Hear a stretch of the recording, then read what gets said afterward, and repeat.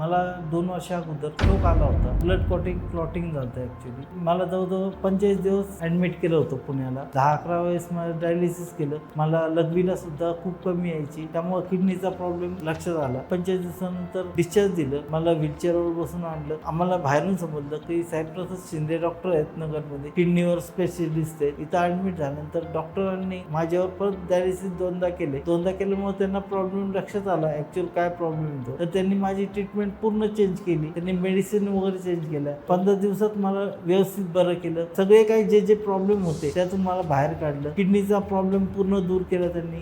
Creatine आहे माझं 1.2. जशी माझी या अगोदर तब्येत होती त्याच परिस्थितीत मी आता आहे. स्किल आहे त्यांनी खरंच दाखवलं याच्यात. मी जसं इथून डिस्चार्ज झालो, मला आजपर्यंत कुठलाच त्रास झाला नाही. असे डॉक्टर आहे ना ह्या जगात होऊ शकत नाही किडनीवर. कारण मी जे अनुभव घेतलाय, ज्याच्यातून मी बरा झालोय, ह्याची फक्त मलाच कल्पना आहे. तर माझी ट्रीटमेंट इथं ऑलरेडी चालू आहे. त्यामुळं मी माझ्या घरचे, माझ्या आई जे शुगरची जी ट्रीटमेंट आहे ती इथं चालू केली डॉक्टरांकडे. त्यामुळे तिला पण खूप फरक पडलाय. आणि बाकीचे माझे पाहुणे सुद्धा साहेबप्रसाद सरांकडे ट्रीटमेंट घेतात, त्यांना पण खूप फरक पडलाय. त्यामुळं साहेबप्रसाद सरांचं एवढे आभार मानतो की त्यांनी आयुष्यभर लोकांची अशीच मदत करावी. धन्यवाद.